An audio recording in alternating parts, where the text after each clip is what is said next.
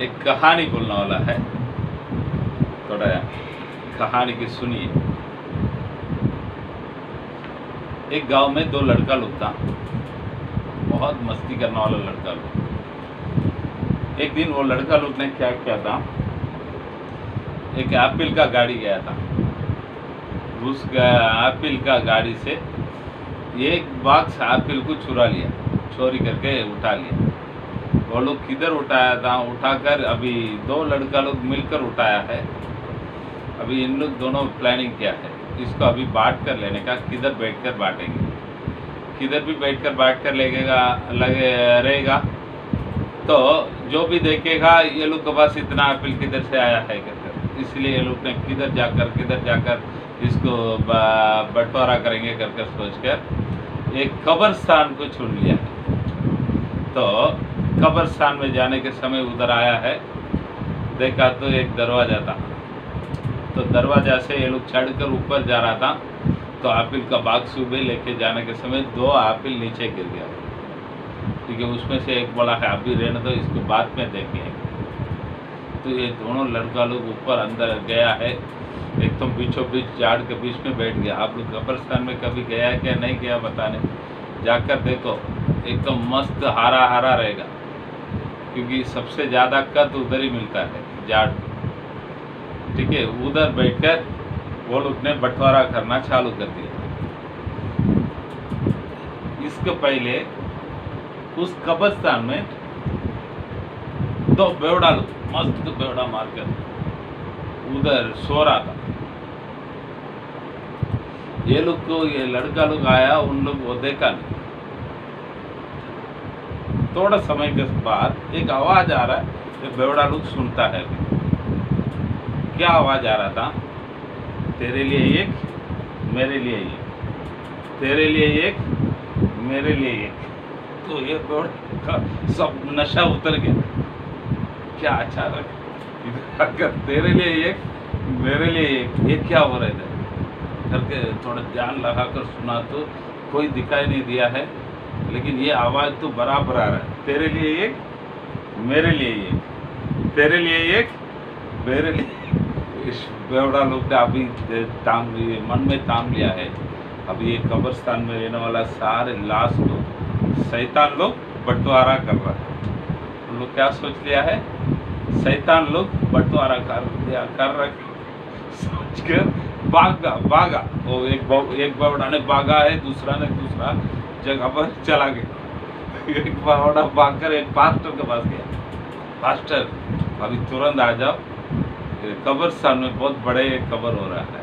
तो उन्होंने क्या किया, उधर रहने वाला शैतान लोग सब मिलकर उधर रहने वाला लाश का बंटवारा कर रहा है। पास्टर बोला ऐसा कैसा, तू बेवड़ा मारा रहेगा, तो कुछ आज उल्टा सुल्टा सुना रहेगा।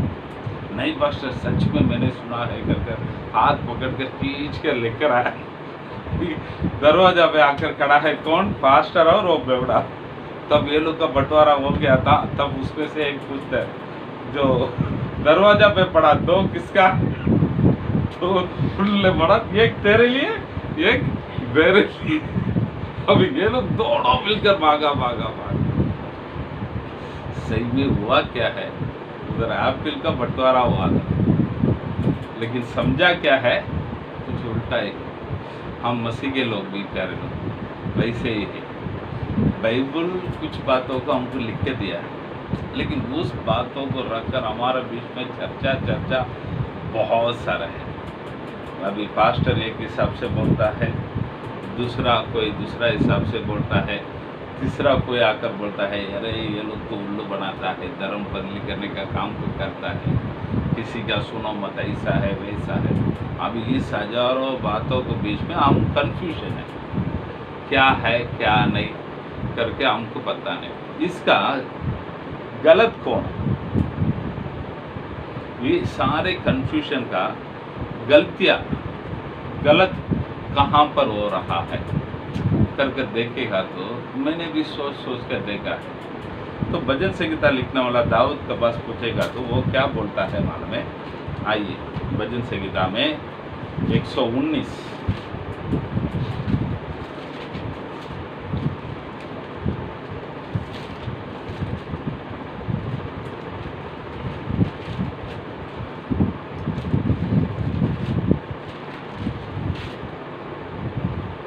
105 पढ़िए, 119 में 105।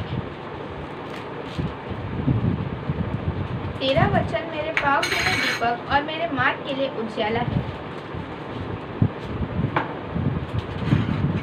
तेरा वचन मेरा पाँव के लिए दीपक और मेरे मार्ग के लिए उजाला। उजाला। अभी एक गाड़ी जा रहा है, समझ लीजिए, वो गाड़ी में 2 बल्ब आगे रहता है। तो अभी वो 2 बल्ब वो गाड़ी के लिए दीपक उजाला देने वाला है आगे के। उसका मार्ग में उजाला देने के लिए क्या कर रखता है, मन में खंबा लगाकर उसमें लाइट डालकर रखता है। स्ट्रीट लाइट बोलता है, स्ट्रीट लाइट बोलता है। तो हम हमारा इस यात्रा में, हमारा इस दुनिया के यात्रा में, हम एक यात्रा में जा रहा। जन्म हुआ तो उस यात्रा का चालू हो जाता है। जब हम मरते हैं उस दिन उस यात्रा बंद होता है। उसके बीच में हजारों खुशी की बात, हजारों दुख की बात, हजारों परेशानी के बाद, हजारों क्या करूं कर कर अचंभित होकर हम किधर जाओ कर कर सोच के बैठने वाला हजारों दिन आ जाता है। हजारों दिन हम रात को सोते नहीं, भविष्य मेरा क्या होगा, एक विचारों का सर। हजारों सवाल, उस सवाल का जवाब मैं क्या दूं। आता क्या नहीं बोले हाँ, तो सबको आता है, मुझे भी आता है, आप लोग को भी आता है। दुख आने के समय बहुत टेंशन हो जाता है, खुशी आने के समय अच्छा लगता है।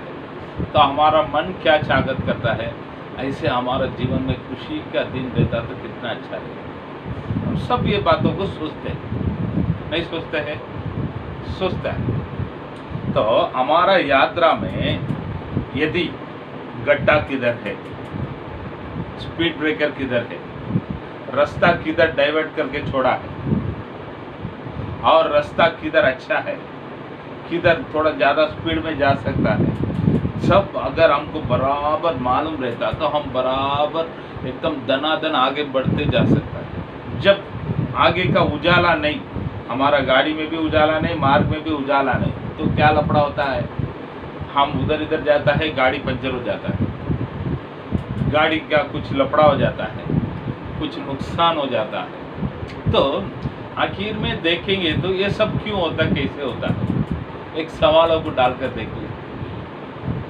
हम अगर इस संसार के लोग रहेगा तो एक ही बात में उस शब्दों को खत्म कर देता है, हमारा नसीब में जो है वही है।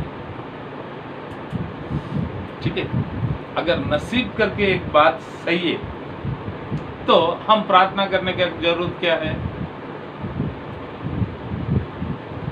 हम काम करने का जरूरत क्या है। घर पे सोते रहेगा तो हमारे को नसीब अच्छा है तो पैसे आते रहेगा ना, हम काम पे क्यों जाने का है।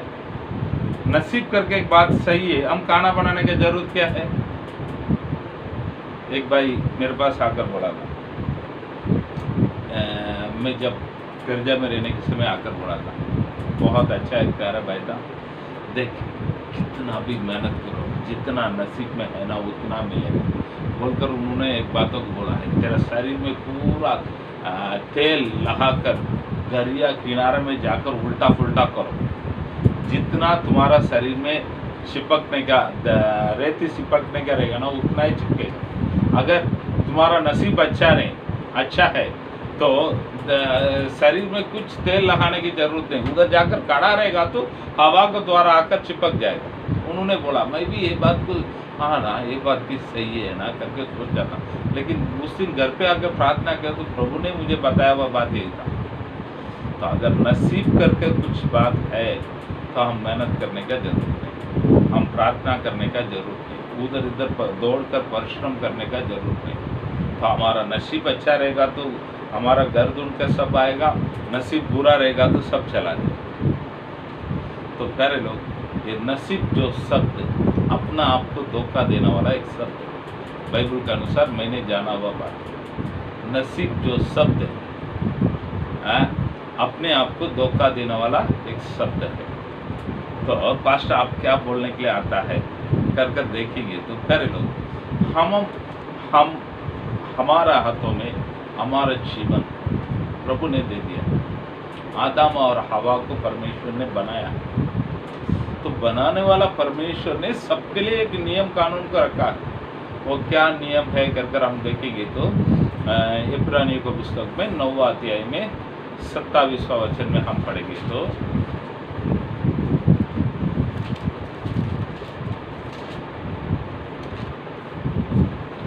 और जैसे मनुष्य के लिए एक बार जैसा मरना, ये मनुष्य के लिए एक बार मरना, उसका आगे एक मैं जोड़ देता हूँ, एक बार जन्म होना और जन्म होगा तो एक बार मरना और उसके बाद न्याय का होना नियुक्त है। न्याय का होना नियुक्त है।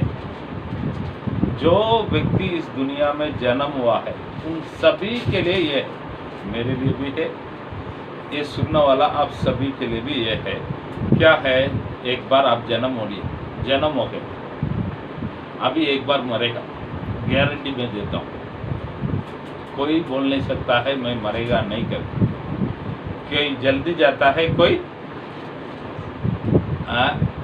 हमारा गांव में एक कब्रिस्तान है, उधर एक शब्द लिखा हुआ, जब जब जाएगा मुझे वो उसमें बहुत सारे है शब्द लिखा है, एक शब्द बहुत अच्छा, मैं जल्दी चला गया, तू पीछे आ रहा भाई, थोड़ा ध्यान में रखो। सबको उधर जाने क्या है, कोई भी ये नहीं बोल सकता मैं मरेगा नहीं, लेकिन मरना सब पसंद करते, क्या पड़ेगा तो कोई पसंद नहीं करता, फिर भी उधर जाना ही पड़ेगा। अभी कोरोना में बहुत लोग मरता है, एक्सीडेंट में बहुत लोग मरता है, ठीक है, किसी ना किसी रीति से मरना हम सब के लिए है। उसके बाद न्याय के लिए कड़ा होना, ये सारे लोगों के लिए नियम है।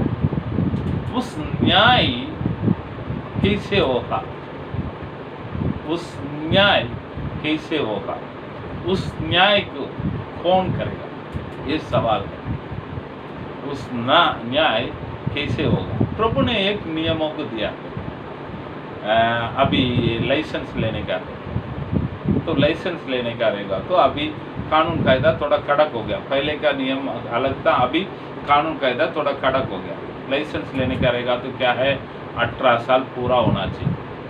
भाई 18 साल पूरा हो गया है, उसका प्रूफ के लिए आपका पढ़ाई का एक सर्टिफिकेट चाहिए। और आप कोई भी अभी 2 व्हीलर का लाइसेंस लेने का है, 8 जैसा एक डालकर दिखाने का है।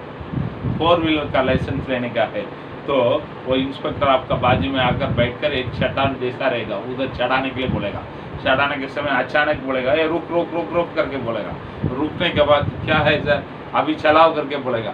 अभी वापस जाने के समय गाड़ी नीचे नहीं आना चाहिए, नीचे आ गया तो फेल है। ये उनका नियम है, ये नियम को पास कर दिया तो तुमको लाइसेंस है। ऐसा प्रभु ने इस संसार को बनाने के समय एक नियम को देखकर ही भेज दिया। ये नियम में जो जो लोग पास होगा उनको स्वर्ग है, जो पास नहीं होगा उनको नरक है। तो बहुत लोग बहुत सारे क्या बोलता है, बहुत सी संसार के लोग क्या बोलते हैं, सारे नदियाँ किधर जाकर ये हो जाता है, समुद्र में जाकर। वैसे सारे धर्म लास्ट में स्वर्ग में जाकर मिल जाता है, इस संसार का मानना। लेकिन हम जो बातों को बोलता है, हमारा बाइबल का मानना क्या है, एक परमेश्वर ने हमें बनाया है, उस परमेश्वर ने एक नियमों को रखा है, उस परमेश्वर के नियमों का अनुसार जाएंगे तो उस परमेश्वर ने न्याय करेगा। न्याय में उनके नियमों का अनुसार जो कोई है वो स्वर्ग में जाएगा, जो कोई नहीं है वो नरक में जाएगा। ये सीधा साधा सिद्धांत बाइबल का है, ये मेरा नहीं तो किसी क्रिश्चियन धर्म का लोगों का नहीं, ये बाइबल का है। ये बाइबल का बारे में मानना है तो प्रभु के ओर से हमारा हाथों में लिख के दिया हुआ एक वचन है। इसके लिए तीमुथियों को लिखने के समय पौलुस बाइबल के बारे में एक अच्छा डेफिनेशन को दे देता है। आइए पढ़िए दूसरा तीमुथियों में 3 अध्याय में लास्ट 2 वचन को पढ़िए। संपूर्ण पवित्र शास्त्र परमेश्वर की प्रेरणा से रचा गया है और संपूर्ण पवित्र शास्त्र परमेश्वर के प्रेरणा से रचा गया है और उपदेश और समझाने और सुधारने और धन की शिक्षा के लिए लाभदायक है। वापस पढ़ो। उपदेश समझाने सुधारने और धर्म की शिक्षा के लिए लाभदायक है। ताकि परमेश्वर का जन शुद्ध बने और हर एक भले काम के लिए तृप्त हो जाए। ठीक है। पवित्र शास्त्र क्यों बनाया गया है? कौन बनाया है? परमेश्वर का आत्मा के द्वारा रचाया गया है। तो इस बाइबल को हम एक शब्द में बोलेगा तो word of God is the will of God. Bible परमेश्वर का इच्छा को प्रकट करता है। वापस मैं बताता हूँ, ये word of God is the will of God. ये पवित्र शास्त्र प्रभु का इच्छा को लिख के रखा बस। तो हम हमेशा ध्यान में रखने वाला एक बात क्या है, हम किसी इंसान का पीछे करने वाला नहीं। आप सुनने वाला, मैं आप लोगों को भी यही बातों को बोलता हूँ, मेरा पीछा मत करो। मैं बोलने वाला है बाइबल का पीछा करो। ठीक है। तो इस बाइबल क्या है क्या नहीं, इस लॉकडाउन का दिनों में आप लोग घर पे है, क्या करता है नहीं तो क्या करना चाहिए, ये बातों को थोड़ा बोलकर आज की बातों को मैं ख़त्म करना चाहता हूँ। वापस मैं बताता हूँ ये बाइबल क्या है क्या नहीं। ये आज लॉकडाउन का दिनों में आप लोग घर पे रहता है, नहीं तो आपको समय मिलेगा तो हम क्या करना चाहिए, क्या नहीं करना चाहिए, क्या नहीं करना चाहिए। यीशु मसीह के पास जाकर ये प्रभु के चेले लोग बोलते हैं, क्या बोला है, प्रभु प्रार्थना में कैसे करना चाहिए मुझे सिखाओ। तो प्रभु ने उनको क्या प्रार्थना को सिखाया है कर हम बाइबल में देखता तो प्रभु का प्रार्थना को बोली मत। हाँ, हे हमारे स्वर्गीय पिता, तू जो स्वर्ग में है, तेरा नाम पवित्र माना जाए, तेरा राज्य है, तेरी इच्छा जैसी पृथ्वी में स्वर्ग में पूरी होती है वैसी पृथ्वी में पूरी हो। ठीक है। तो इस बातों को आप समझ में रखने का, प्रार्थना बोलेगा तो प्रभु का इच्छा इस पृथ्वी में हमारे जीवन में पूरा होना। प्रभु का इच्छा क्या है कर हम बाइबल में मनुष्यों के बारे में हम देखेंगे तो गिनती का किताब में 24 में पहले 24 में पहले वचन बताता है। गिनती का पुस्तक में 24 में यह देखकर कि यहोवा इस्राएल को आशीष यहोवा इस्राएल यानी प्रभु के लोगों को आशीष दिलाना चाहता है। ये बातों को आप लोग मन में रख लीजिएगा। प्रभु का इच्छा यही है, प्रभु के लोग भीख मांग के घूमो ये नहीं, प्रभु के लोग आशीषित हो। प्रभु का इच्छा यही है, तू लेने वाला नहीं देने वाला बनो, तू बूझ नहीं सिर बना नहीं, तू नीचा नहीं तू ऊपर हो। ये प्रभु का इच्छा है। अब्राहम को प्रभु बुलाने के समय बोलता है, उत्पत्ति 12 में पहले वचन से हम पढ़ते हैं, यहोवा ने अब्राहम से कहा, अपने देश और अपने कुटुंबियों और अपने पिता के घर को छोड़कर उस देश में चला जा जो मैं तुझे दिखाऊंगा, और मैं तुझसे एक बड़ी जाति बनाऊंगा। हाँ। और तुझे आशीष दूंगा और तेरा नाम महान करूंगा और तू आशीष का मूल होगा। ठीक है प्यारे लोग, ये एक बात है। दूसरी बात क्या है कर हम देखेंगे तो यूहन्ना का सुसमाचार में 3 अध्याय में 16 वचन में पढ़ेंगे तो, क्योंकि परमेश्वर ने जगत में ऐसे प्रेम किया है कि उसने अपना एकलौता पुत्र दे दिया है, ताकि जो कोई उस पर विश्वास करे वह नष्ट ना हो परंतु अनंत काल का जीवन प्राप्त करो। तो आप लोग समझ लेने का है, आप समझ लेने का है क्या है, परमेश्वर ने यीशु मसीह को क्यों दिया है, वो नष्ट ना हो, अनंत काल का जीवन को प्राप्त करो। अब्राहम को बुलाने के समय क्या बोलता है, तेरा देश को छोड़ो, तो अब तक जो जो किया करके आया सारे चीज को छोड़ो, मैं तुमको एक देश दिखाने वाला हूँ, कानान देश, उसको हम स्वर्ग करके बोलते हैं। उस स्वर्ग में जाने के दिनों में मैं तुझे आशीष करूंगा, तेरे नाम को महान करूंगा, तेरे द्वारा इस पृथ्वी की सारे जाति को आशीष करूंगा। तो इस आशीष के बातों को बताकर उसमें बुलाता है। तो प्यारे लोग, हम क्या कर देते मन में, इस बाइबल को बराबर समझते हैं या ना समझते पता नहीं, क्या कर देता है, या तो इस तरफ आ जाता है या तो उस तरफ चला जाता है। रोटी आप लोग घर पे बनाता है, एक ही बार में एक ही भाग में पकाएगा, दूसरा भाग में पकाएगा नहीं तो वो कैसा रहेगा, दूसरे दिन जुलाब होगा, पेट दर्द करेगा। तो दोनों तरफ में देखना से कभी भी है ना, हमारा मसीह का जीवन में हम जाने का मार्ग में बैलेंस्ड लाइफ लेना है, बैलेंस्ड लाइफ। हाँ, हमारे लिए दो प्रकार के जीवन को प्रभु ने दे दिया है। पहले कुरिन्थियों में 15वां अध्याय में हम देखते हैं, आइए पहले कुरिन्थियों में 15वां अध्याय में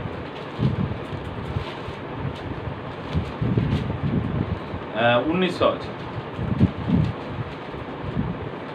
यदि हम केवल इस जीवन के लिए मसीह से आशा रखते हैं, मसीह से आशा रखता है, तो हम सब मनुष्य से अधिक अभाग्य हैं। अधिक अभाग्य है। वापस मैं बताता हूँ, तो यदि केवल हम इस जीवन के लिए मसीह से आशा रखता है तो सब मनुष्य से अभाग्य है। तो इसका मतलब क्या है, इस जीवन के लिए केवल मसीह नहीं, वो जीवन के लिए भी, इस हमारा संसारिक यात्रा के लिए केवल नहीं, अनंत काल का जीवन जो स्वर्ग के लिए मसीह। तो हम केवल मुझे स्वर्ग चाहिए, मैं इस दुनिया में भिखारी बनकर चलेगा, ये बाइबल हमको ये बातों को नहीं सिखाता है, नहीं सिखाता है। बहुत लोग क्या सोचता है, या तो इस तरफ आ जाता है या तो उस तरफ चला जाता है, या तो आशीष आशीष आशीष आशीष आशीष आशीष ही रहता है, या तो नहीं हम स्वर्गवासी, ये संसार का आशीष हमें नहीं चाहिए, इसके लिए हम भूखा रह सकता है, बिना कपड़ा पहनते हुए हम घूम सकता है। थोड़ा सोच के देखिए। तो आप लोग किसी को मैं कंफ्यूज नहीं कर रहा हूँ, थोड़ा आपका कंफ्यूजन को थोड़ा बाहर करवा देता हूँ। तो हम प्रेरितों को पढ़ते आता है, प्रेरितों में रहने वाला बड़ा कंफ्यूजन अभी यही हो रहा हमारा लोगों के बीच में। प्रेरित लोग को वही वचन दिया है, आशीष के बारे में बताया है नहीं। भाई थोड़ा पूरा बाइबल को देखो, पूरा बाइबल को देखो। हम खाना खाता है, आप लोग कैसे खाता है मुझे पता नहीं, मुझे सिस्टर कैसे देती है, मीठा रहती है, तिक्का रहती है, नमक रहती है, कड़वापन रहती है। आज पूरा अच्छा मस्त करेला बना कर दी है, और जो जो टेस्ट है सारे टेस्ट को मिला कर ही खाना बना कर देती है। केवल मिठाई खाते रहेगा तो क्या होगा, जल्दी ऊपर चला जाएगा, सवाल ही नहीं। केवल टिक्का खाता रहेगा तो सब हमें चाहिए, सब हमें चाहिए। बाइबल में भी ऐसा वन साइडेड मसीह का लोग आप लोग नहीं होना चाहिए, बैलेंस्ड मसीह का लोग होना चाहिए, बैलेंस मसीह का। इस संसार में भी हम अच्छा रहना चाहिए, उस संसार में भी अच्छा रहना चाहिए। इस संसार में भी हमें जो चाहिए हमको मिलना चाहिए, रहने के लिए अच्छा घर चाहिए, हमको खाने के लिए अच्छा खाना चाहिए, पहनने के लिए अच्छा कपड़ा चाहिए, नहीं चाहिए? चाहिए। हम स्वर्ग में भी जाना चाहिए, नरक में नहीं जाना चाहिए। तो प्यारे लोग, इन बातों को आप ध्यान में रख लेने का है। हम मसीह के लोग एक बैलेंस्ड क्रिश्चियन लाइफ हमारे लिए चाहिए, बैलेंस्ड मसीह का जीवन चाहिए। इस संसार में भी हम अच्छा रहे, उस संसार में भी प्रभु का साथ रहे। तो इन बातों को मन में रखकर हम वचनों को पढ़ना चाहिए। ये दोनों हमको मिलने के लिए हम क्या करना चाहिए? ये दोनों मिलने के लिए हम क्या करना चाहिए? तो फिर लोग आप लोगों को मैं बताता हूँ क्या है। बहुत लोग क्या सोचता है, अच्छा मजबूत में बैठकर प्रार्थना करेगा तो मुझे आशीष मिलेगा। प्रार्थना करके बोलेगा तो क्या है, मैंने आपको पहले बता दिया, प्रभु का इच्छा पूरी होना ही प्रार्थना है। प्रभु का इच्छा क्या है, बाइबल में लिख कर रखा है। जब तक इस बाइबल के बाद आपको मालूम नहीं रहेगा, तब तक उस हिस्सा कैसा पूरा होगा? ठीक है, आपको मांगते तो मैं 2-3 उदाहरण को देता हूँ। यूहन्ना में पहले अध्याय में पहले वचन से हम पढ़ते हैं, आदि में वचन था, वह वचन परमेश्वर के साथ था, वो वचन परमेश्वर था। हाँ, 13-14 वचन पढ़ो। 13 वचन वे न तो लहू से न शरीर की इच्छा से 14 और वचन देदारी हुआ और अनुग्रह और सच्चाई से परिपूर्ण होकर वचन देदारी हुआ, अनुग्रह और सच्चाई से परिपूर्ण होकर हमारे बीच में डेरा किया है। और हमने उसकी ऐसी महिमा देखी जैसे पिता के एकलौते की महिमा। पिता के एकलौते की महिमा बोलेगा तो कौन है? 3:16 में हम देखा, क्योंकि परमेश्वर ने जगत से ऐसा प्रेम किया कि उसने अपना एकलौता पुत्र दे दिया, ताकि जो कोई उस पर विश्वास रखे वह नष्ट न हो परंतु अनंत जीवन। यीशु मसीह पिता के एकलौते पुत्र है, उनको इस दुनिया में भेज दिया। ठीक है, तो उस यीशु मसीह आदि में था, उस यीशु मसीह आदि में प्रभु के साथ थे। उस यीशु मसीह परमेश्वर था। उस परमेश्वर यीशु मसीह पवित्र आत्मा के द्वारा कुंवारी मरियम के पिता परमेश्वर के द्वारा कुंवारी मरियम के पेट में उत्पन्न हुआ है, दुनिया में जन्म हुआ है। जन्म होकर हमारे पापों के लिए, अधर्मों के लिए बलिदान हुआ। वो परमेश्वर था, वो मनुष्य नहीं।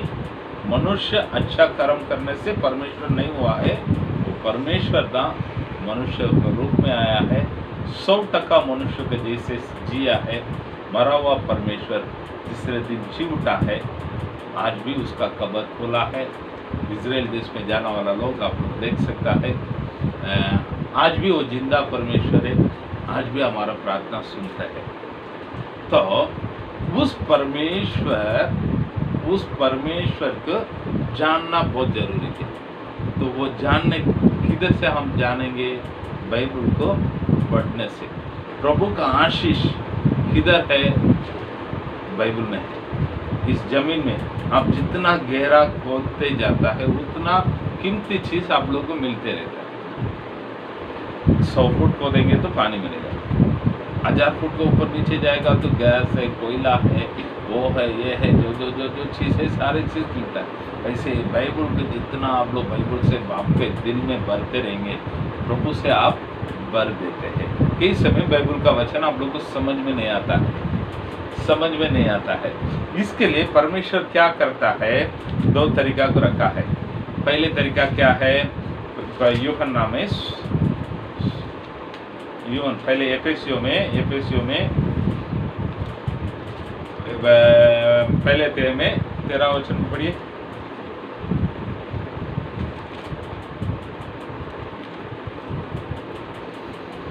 और उसी में तुम पर भी जब तुमने सत्य का वचन सुना, जो तुम्हारे उद्धार का सुसमाचार है, हाँ। और जिस पर तुमने विश्वास किया है, प्रतिज्ञा किए हुए पवित्र आत्मा की छाप लगी। पवित्र आत्मा का छाप लग जाता है। तो मैं आपको बताता हूँ कि वचन को सुनकर ये परमेश्वर मेरा है, मेरे लिए आया है करके उसके ऊपर विश्वास करेंगे तो उस पवित्र आत्मा आपका अंदर आता है, आपके अंदर वो पवित्र आत्मा आ जाता है। आने के बाद क्या होता है करकर हम देखेंगे तो यूहन्ना का सुसमाचार में 16वां अध्याय में 13 वचन से पढ़िए।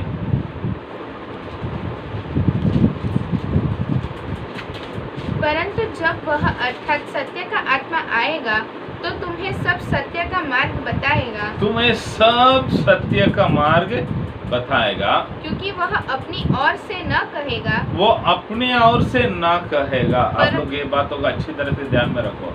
वो अपने ओर से कुछ बोलने वाला नहीं। हाँ परंतु जो कुछ सुनेगा वही कहेगा हाँ और आने वाली बातें तुम्हें बताएगा। हाँ वह मेरी महिमा करेगा, हाँ। क्योंकि वह मेरी बातों में से लेकर मेरी बातों में से लेकर तुम्हें बताएगा। तुम्हें बताएगा। मेरी बात प्रभु यीशु मसीह के बातों में से लेकर तुम्हें बताएगा। पवित्र आत्मा का वचन के ऊपर विश्वास करने से पवित्र आत्मा आपका अंदर आता है करके बोलता है। अंदर रहने वाला परमेश्वर किसके उसके खुद के बातों को बताने वाला नहीं, प्रभु के बातों में से निकाल कर आपको बताएगा। तो थोड़ा सोच के बाद देखिए इसका मतलब क्या है। इसका मतलब साफ साफ बताओ। आप बाइबल को पढ़ो, बाइबल आपका मन का अंदर रहेगा, उसका अंदर से ये बात को समझा लेना, प्रभु समझाएगा। उसका अंदर से आपको निकाल कर समझाएगा। हम क्या करते हैं मालूम है? बाइबल नहीं पढ़ते, बाइबल नहीं पढ़ता, उधर इधर बोलने वाला लोगों का सुन लेता है। बाइबल क्या बताता है ये बातों को सुनने को छोड़कर लोगों का बातों को सुनकर भड़काव में आ जाता है। नहीं प्यारे, पवित्र आत्मा आपको किधर से सिखाएगा मालूम है? जो बाइबल का अंदर का बातों को निकाल कर वचन आपका बाइबल पढ़ने के समय वो वचन आपका दिल में जाता है। आपका दिल में रहने वाला वचन को निकाल कर पवित्र आत्मा आपको समझाएगा। पवित्र आत्मा दूसरा उधर इधर से बाइबल अपने आप आपको खोला जाएगा आपका सामने। बहुत लोग ऐसा सोचते हैं, सपना में बाइबल खोला जाएगा, उसमें से एक बातों को निकाल कर देगा करके सपना मत देखो।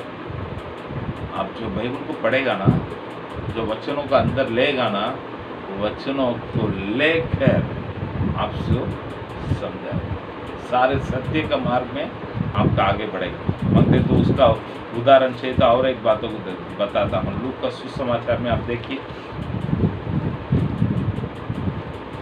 24वां अध्याय में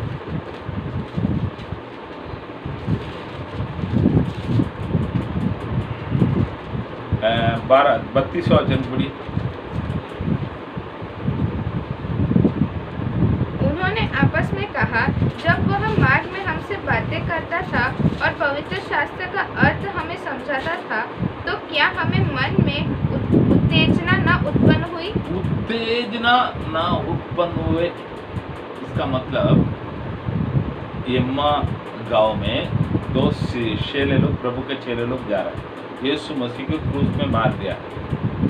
इधर बहुत हंगामा हो रहा है, वो लोग बहुत दुखों के साथ जा रहे हैं। यीशु मसीह जी उठा है, ये लोग को पता नहीं। यीशु मसीह उनके साथ आकर जुड़ गया है। ये लोग दुखों से जा रहा, तो उनसे पूछते, भाई तुम लोग क्या बातों को लेकर टेंशन में जा रहा है? अरे तुमको मालूम है क्या, हमारा यीशु मसीह था वो इतना अद्भुत काम क्या है, उसको पकड़ कर ये यहूदी लोग रोमी लोगों के साथ मिलकर क्रूस में मार दिया। तो इतना बोला तो प्रभु सारे व्यवस्था का बातों को लेकर उनसे बात करता है। ये व्यवस्था का बात पहले से उन लोगों को मालूम है, पहले से वो लोग सीख के रखा है। सारे भविष्यवाणी लोग क्या क्या बोला है उनको मालूम है, मन में है, लेकिन समय पर वो निकाल कर नहीं आ रहा। प्रभु उधर का एक एक बातों को निकाल कर दे रहा, तो इन लोग का मन में वो आग जैसा जल रहा, उत्तेजना।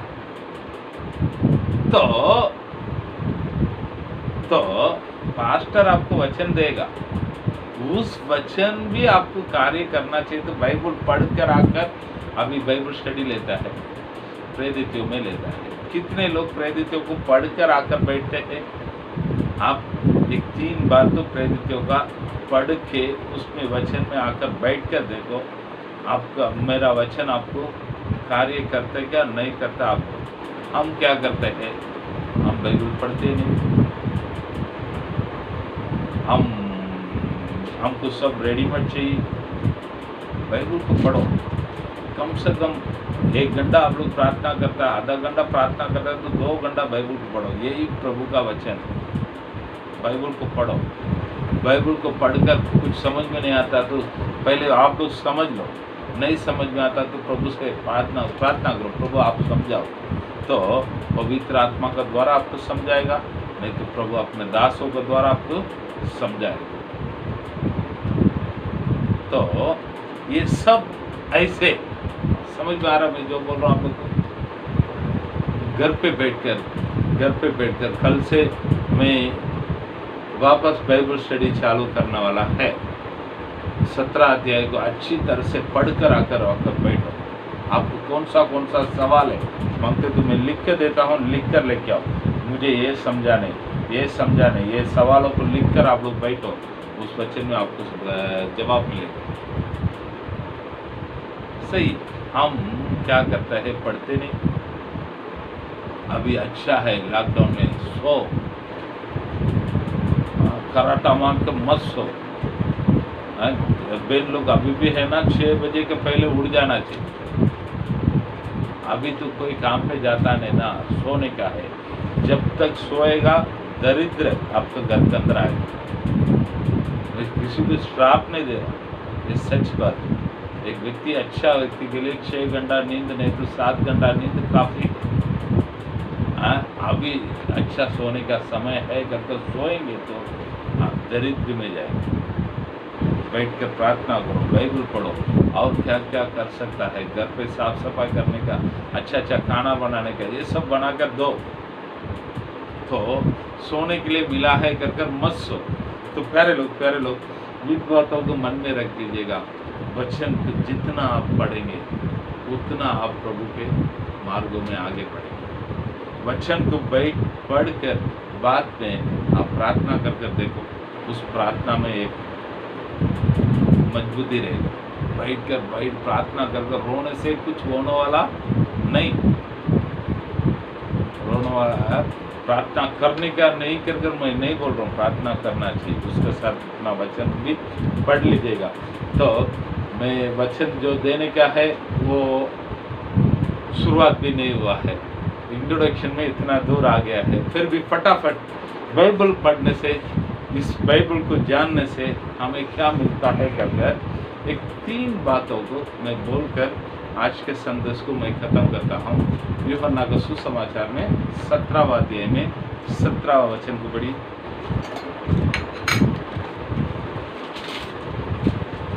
सत्य के द्वारा उन्हें पवित्र कर, तेरा वचन सत्य है। सत्य के द्वारा उसे पवित्र कर, तेरा वचन सत्य है। तो एक व्यक्ति का पवित्रता, पापों का क्षमा अलग है, पवित्रता अलग है। मैं बोल रहा हूँ जो आप लोग समझ लीजिए।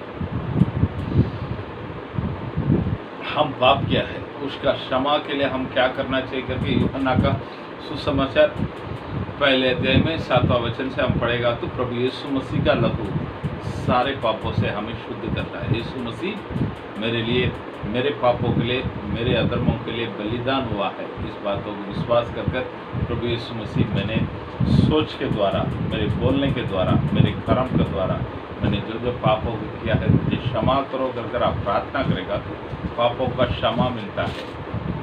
ठीक है। पवित्रता किधर से मिलता है? वचन से मिलता है। पवित्रता वचन से मिलता है। तो उद्धार के बारे में बोलने के समय हम लोग हमेशा बोलते हैं क्या है, रोज अपने उद्धार का कार्य पूरे होने का प्रयत्न करो करके। एफएसी की किताब में लिखा हुआ, पौलुस ने लिखा है। ठीक है। तो रोज प्रभु में आगे बढ़ते रहना चाहिए। हम इंसान हैं, हमको पाप नहीं करता है, हमारा सोच में गलत सोच नहीं आता है, हमारा बोलने में गलत बात नहीं आता है, झूठ हम बोलते नहीं कर हम बोलेंगे मैं झूठ बोलता ही नहीं करके बोलेगा तो मेरे जैसे झूठा व्यक्ति कोई नहीं। हम इंसान हैं। लेकिन ये बात में जरूर है, मैं पहले का मेरा है, आज मेरा बहुत काफ़ी फर्क है।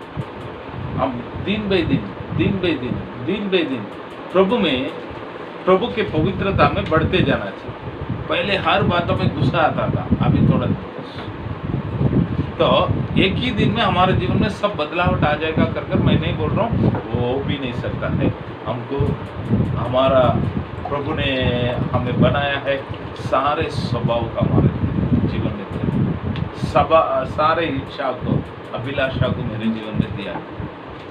फिर भी पहले जो पास्टर था ना, आज का पास्टर में बहुत फर्क है। मगर तो सिस्टर के बात आकर पूछती है,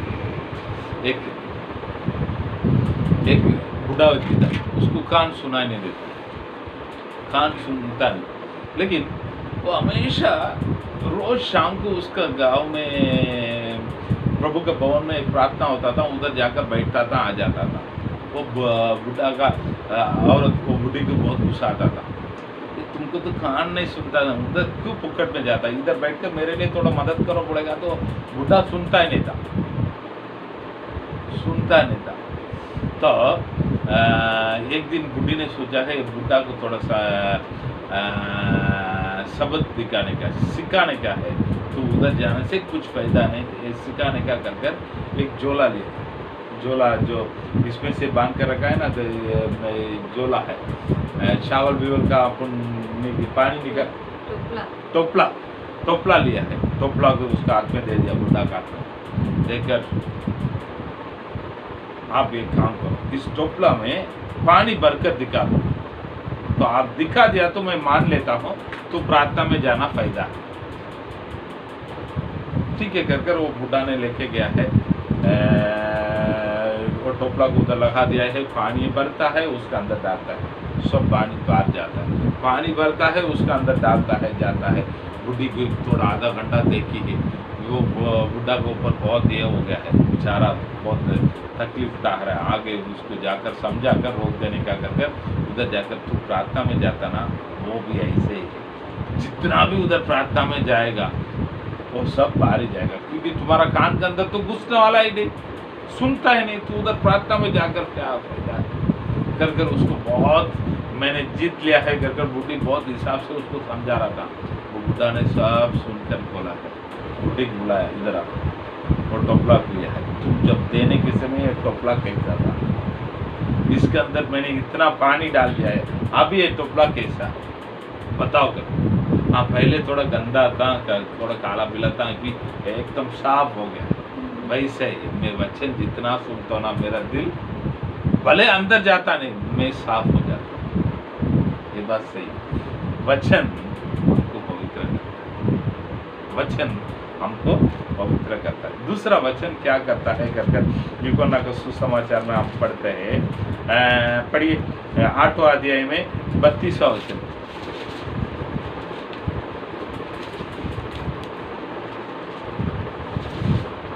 तब सत्य को जानोगे और सत्य तुम्हें स्वतंत्र करेगा।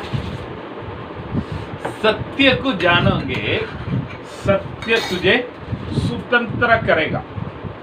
ठीक है, उसी में हम नीचे बाइबल में पढ़ेंगे तो 36 को पढ़िए। इसलिए यदि पुत्र तुम्हें स्वतंत्र करेगा तो सचमुच तुम स्वतंत्र हो जाओगे। ठीक है, स्वतंत्र यानी कुछ बंधन में रहने वाला लोग होंगे। हम किसी ना किसी बंधन में रहता है। कोई परिवार है ना, श्राप परिवार में हम देखेगा तो एक छोड़कर एक बीमारी आता है, थोड़ा सावधान रहो, कोई श्राप लगा है। नहीं तो कोई ना कोई दुष्ट आत्मा का बंधन में हम थोड़ा अभी अच्छा हो गया करके समझता है, दूसरा कोई कच्चा अगर सामने खड़ा हो जाता है। एक बंधन, शैतान का बंधन, बीमारी, श्राप, नहीं तो कोई गुलामीपन, मतलब नशा और कोई गंदे आदत, ये सब एक गुलामीपन। इससे स्वतंत्रता होना चाहिए। तो एक ही मार्ग, सत्य को जानो। सत्य बोलेगा तो क्या है? बाइबल बैठकर पढ़ो। कोई लोग बोलता है मेरा दिमाग है ना फालतू में ऐसे ही घूमते रहता है, तो बाइबल को लेकर पढ़ो, यही इसके लिए इलाज।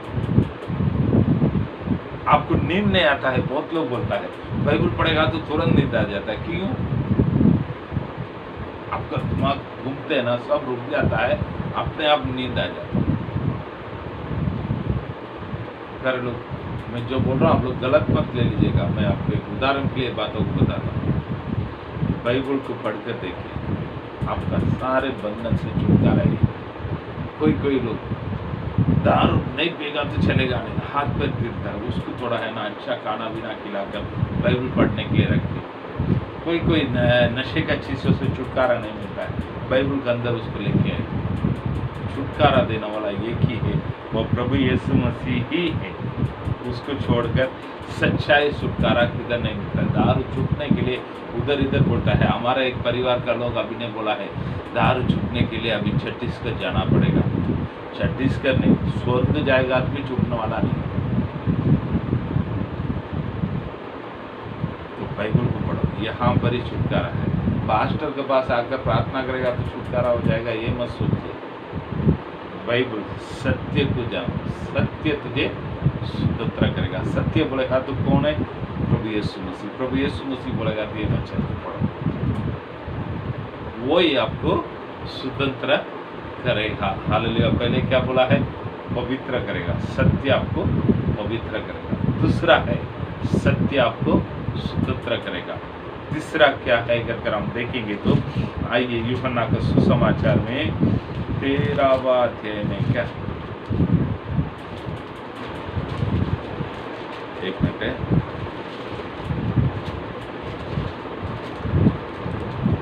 12वां अध्याय में 48वां वचन।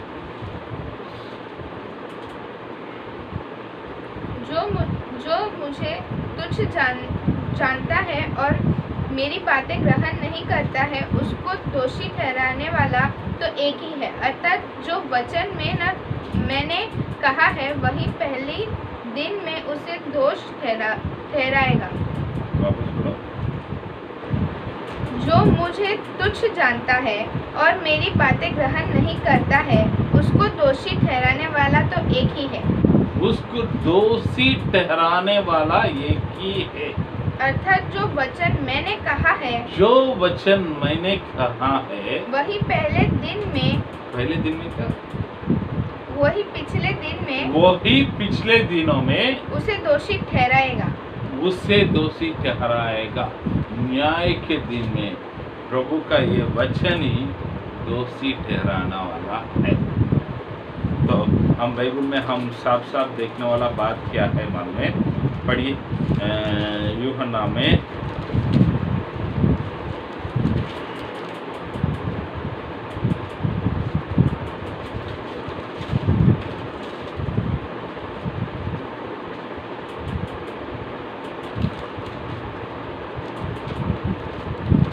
5वां अध्याय में 22वां वचन से पढ़िए। पिता किसी का न्याय नहीं करता, परंतु न्याय करने का सब काम पुत्र को सौंप दिया है। न्याय करने का सब काम पुत्र को सौंप दिया। 29 में पढ़िए, 29। जिन्होंने भलाई की है, जिन्होंने भलाई की है वे जीवन के पुनरुत्थान के लिए जीवन की पुनरुत्थान के लिए जी उठेंगे। और जिन्होंने बुराई की है, जिन्होंने बुराई की है वे दंड के पुनरुत्थान के लिए जी उठेंगे। दंड के पुनरुत्थान के लिए जी उठेंगे। ठीक है, हम मानते हैं मरने के बाद भी हमारा जो मरेगा तो हमारा शरीर केवल मरता है, हमारा आत्मा एक दिन न्याय के लिए जी उठने वाला है, जी उठने वाला है। कौन न्याय करेगा? प्रभु यीशु मसीह न्याय करेगा। किसको रखकर न्याय करेगा? बाइबल को रखकर ही न्याय करेगा। बाइबल का वचन ही सबको न्याय करेगा। कानून कायदा किधर है? अब प्रभु मुझे मालूम नहीं, भेजते हो सब लिख के दे दिया भाई, मालूम नहीं कर कर उस दिन कोई बोलने। प्रभु अपने वचनों में सारे बातों को लिख के दे दिया। न्याय यीशु मसीह करेगा। कब करेगा? अंतिम दिनों में करेगा। हम पढ़ते हैं प्रकाशित अध्याय में 19वां अध्याय में पढ़िए, 20वां अध्याय में 12 वचन से 11 से पढ़ेंगे तो फिर मैंने एक बड़ा श्वेत सिंहासन और उसको जो उस पर बैठा हुआ है देखा। उसके सामने से पृथ्वी और आकाश भाग गए और उनके लिए जगह न मिली। फिर मैंने छोटे बड़े सब मरे हुओं को सिंहासन के सामने खड़ा हुआ देखा और पुस्तकें खोली गई और फिर एक और पुस्तक खोली ठीक है, आप गई। लोग घर पे जाकर पढ़ लीजिएगा। न्याय का दिन होने वाला है। उस न्याय कौन करेगा? यीशु मसीह करेगा। कैसे करेगा? इस बाइबल के वचनों के अनुसार करेगा। तो हमको क्या बता दिया है? यूहन्ना में 14 अध्याय में 6वां वचन में उन्होंने साफ साफ बता दिया है ये बातों को। पढ़िए।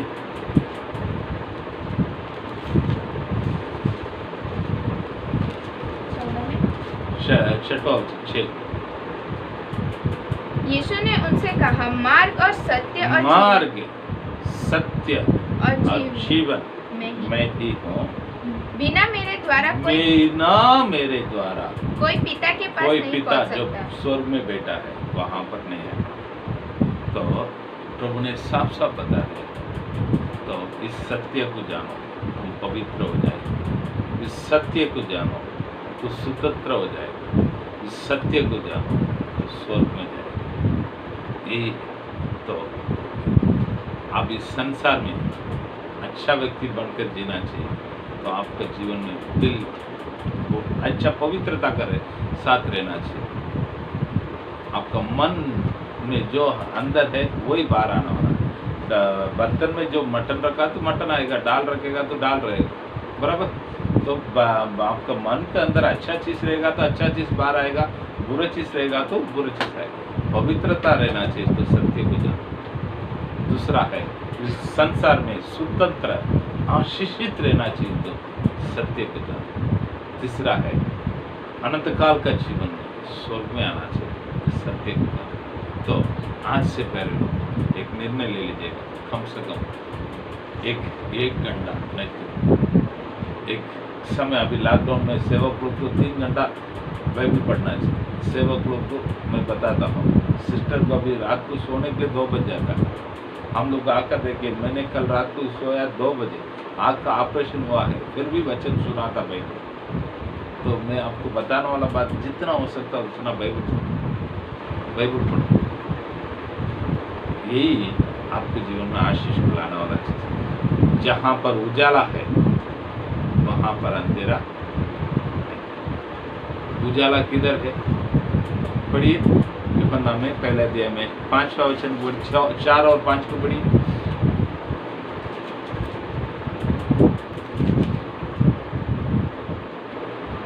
उसमें जीवन था और वह जीवन मनुष्य की ज्योति था। वो जीवन मनुष्य का ज्योति था। आपका अंदर उजाला आना चाहिए तो ये बाइबल आना चाहिए। कर इस बातों को ध्यान लीजिए। सत्य को जान, सत्य तुझे पवित्र करे।